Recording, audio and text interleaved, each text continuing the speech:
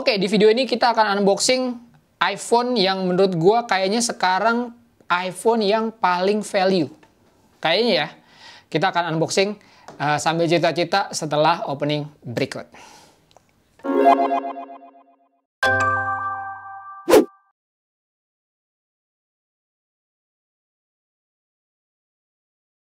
Oke, sebelum masuk ke videonya, gue mau bilang kalau di channel ini gue upload konten apapun yang gue suka. Mulai dari gadget, kamera, fotografi, dunia kreatif, hingga produktivitas. Jadi kalau kalian suka dengan tipe-tipe konten seperti itu, mungkin bisa pertimbangan untuk subscribe. Dan jangan lupa juga nyalain lonceng notifikasi, supaya nggak ketinggalan video-video dari gue. Oke, lanjut. Oke, sekarang di depan gue ada iPhone yang menurut gue kayaknya sekarang paling value. Seperti yang gue bilang di opening tadi. Kenapa? Karena setelah Apple memutuskan untuk menghilangkan batok charger dari kemasannya, itu terjadi sebuah keputusan yang menurut gue bisa dibilang boleh dibilang menguntungkan para mereka yang mau beli iPhone. Kenapa? Karena Apple juga memberikan keputusan untuk memotong harganya gitu. Karena motong harganya. Salah satu yang dipotong harganya karena ketiadaan charger adalah iPhone yang satu ini, iPhone XR. Oke. Kita sekarang akan unboxing sambil cerita-cerita. Jadi ini iPhone XR, kapasitasnya 64 GB, boleh dibilang yang paling kecil dan yang paling murah juga. Warnanya white, ini gue beli seperti biasa di Tokopedia, mana lagi. Tokopedia gue beli, entah udah produk Apple keberapa gue beli di Tokopedia, mantap banget. Nah, ini seperti gue bilang tadi 64 GB, white, dan box baru. Nih, bedanya box baru. iPhone XR sendiri sebenarnya udah keluar dari tahun 2000, berapa ya? 2019 ya kalau nggak salah. 2019 atau 2018, lupa. Pokoknya udah beberapa tahun yang lalu lah. Dan waktu dulu harganya itu di atas 10 juta kalau nggak salah. Di atas 10 juta. Nah sekarang karena Apple mengeluarkan kebijakan untuk menghilangkan charger, jadinya ada price cut. Jadinya sekarang cuman 7,8, 7,9 juta lah gitu. Which is itu menurut gua harga yang sangat menarik untuk sebuah iPhone baru. Ingat loh, iPhone baru. Itu menurut gue menarik banget. Oke, sambil kita buka. Nah, ini adalah garansi resmi seperti yang kalian lihat. Kalau bedanya gimana garansi resmi itu, ininya ada di luar. Kartu garansinya itu ada di luar. Ini menandakan bahwa ini adalah garansi resmi dari iBox. Kata siapa? Tadi kata mas-mas yang kurir dari Tokopedia. Itu gue percaya aja. Tapi benar sih, waktu gue beli iPhone 12, iPhone 12 itu juga kayak gini juga. Mirip. Dan boxnya lebih slim. Gue udah beberapa kali bilang bahwa gue lebih suka tampilan box kayak gini dibanding yang bulky gede-gede. Menurut gue ini lucu aja sih. Boxnya lebih ringkes dan lebih enak juga kalau buat disimpan-simpan. Ini lebih enak nggak makan tempat tuh. Dan seperti ini Apple-nya. Boleh dibilang Apple kalau unboxing experience-nya beda. Dia green peel, masih green peel. Kita kelupas saja dan kita buka dalamnya kayak apa. Ya sebenarnya nggak akan jauh beda dengan yang kemarin-kemarin kita udah unbox sih. Udah ada apa aja tuh? Udah ada iPhone 12 kemarin gue sempet unbox, sama aja sebenarnya experience-nya. Ini gue lebih mau sambil cerita aja. Oke. Nah, sekarang kita lanjut ke sebelum sambil buka juga. Kenapa gue bilang ini adalah iPhone yang paling value, yang paling worth it saat ini. Setidaknya asumsi gue ya, gue nggak tahu apakah nanti pada saat gue make ini sebagai daily driver dan gue udah nyobain, keputusan gue atau opini gue berubah nggak tahu. Tapi sekarang yang ada di pikiran gue adalah ada iPhone baru,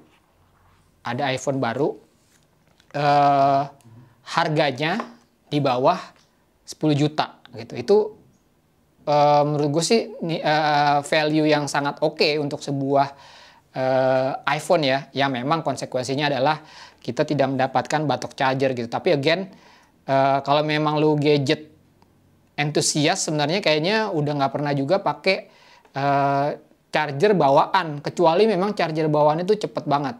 Ya kita tahu sendiri lah charger bawaan Apple seperti apa performanya, kita tahu sendiri. Dan orang-orang banyak yang punya Apple, yang punya produk Apple pun, iPhone khususnya, itu pasti mereka pakai charger third party juga gitu ya, mau Aoki, mau Baseus, mau apalagi, mau Anker, itu pasti mereka udah punya, karena mereka tahu kemampuan chargingnya iPhone itu ya lelet lah gitu, nggak terlalu bagus, jadi mereka pasti milih charger third party gitu. Gue sendiri pakai Anker gitu, dan itu mantap banget, cepet banget. Oke, sambil kita buka dan kita lihat kenapa value tadi gue bilang iPhone baru harga di bawah 10 juta, dan harga di bawah 10 juta itu menurut gue lumayan jauh gitu. Sekarang 8 jutaan lah, 8 juta kurang 200 kurang 300 ribu gitu, menurut gue oke banget gitu. Terus mungkin nanya, ya tapi kan ada iPhone SE bang. Nah bener, iPhone SE juga value-nya segitu ya. Jadi di bawah 10 juta itu kalau kalian mau punya iPhone baru, itu opsinya sekarang adalah iPhone SE 2020 ya. Itu secara harga juga segitu 7 jutaan kalau nggak salah, 7 jutaan juga, 64 GB juga.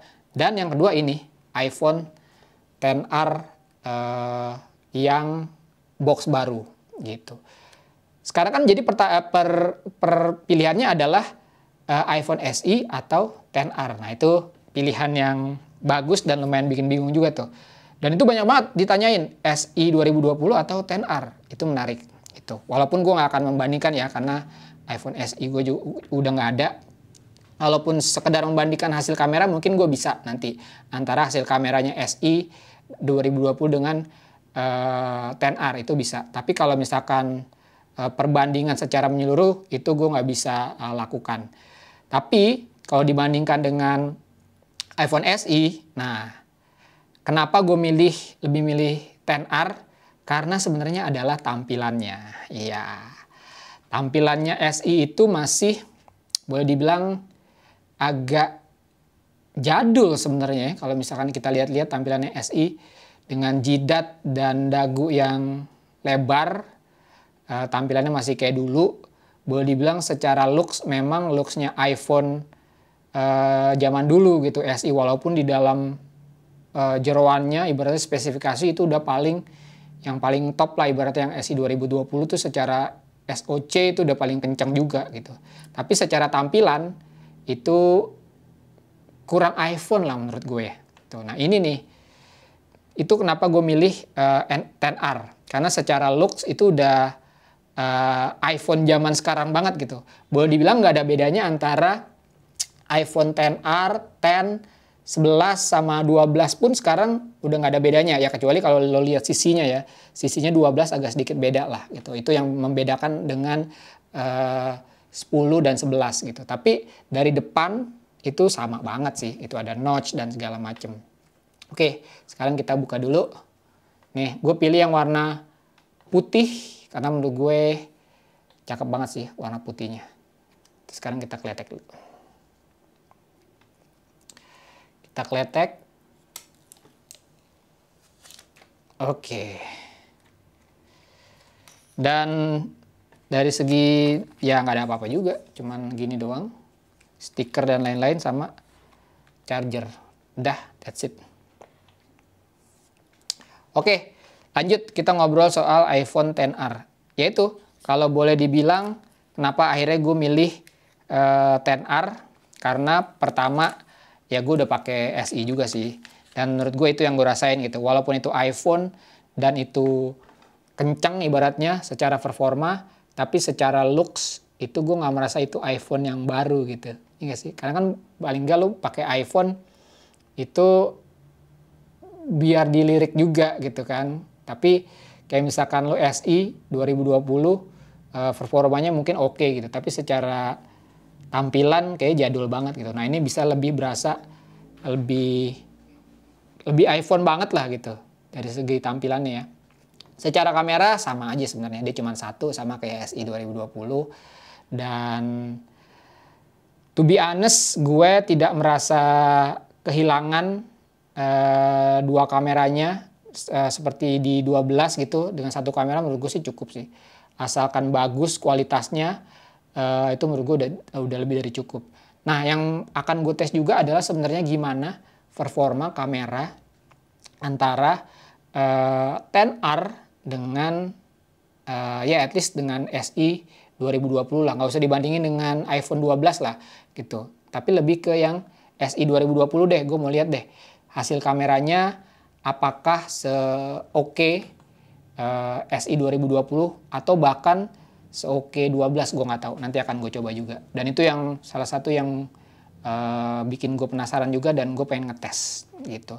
Terus soal baterai, tadinya gue juga agak khawatir dengan performa baterai 10R. Tapi katanya, ternyata asumsi gue salah gitu. 10R ini katanya salah satu iPhone yang baterainya itu lumayan awet. Gitu. Bahkan lebih awet dibanding 10 kalau nggak salah.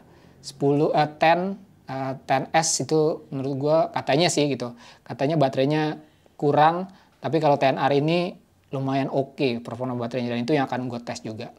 Gitu. Nah, ini dia 10R di 2021. Again, ini unboxing aja. Nanti tentu aja akan ada reviewnya gimana performanya di 2021 untuk iPhone 10R ini. Dan khususnya hasil kameranya gimana. Gue penasaran banget sih. Kira-kira kameranya sebegitu beda nggak ya dengan 12 dan SI 2020. SI 2020 gitu. Nah, itu aja video unboxing iPhone SI 10R dengan packaging yang baru. Nih, again, gue ngerasa bahwa ini salah satu iPhone yang paling value di saat ini. Tapi tentu aja nanti akan ada reviewnya tersendiri gimana, apakah opini gue salah gitu. Nah, kalau kalian ada yang mau kalian tanyain soal iPhone 10R, ya khususnya dengan performa di 2021 ini kayak gimana, ada yang pengen kalian tanyain, ada yang ingin kalian tahu, silahkan tulis aja di kolom komentar.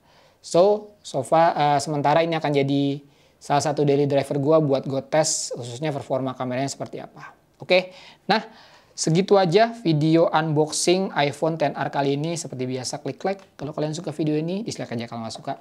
Follow Instagram gue Tangan Belang, cek link di deskripsi untuk informasi berlanjut tentang video ini. Thanks for watching, I'll see you next time.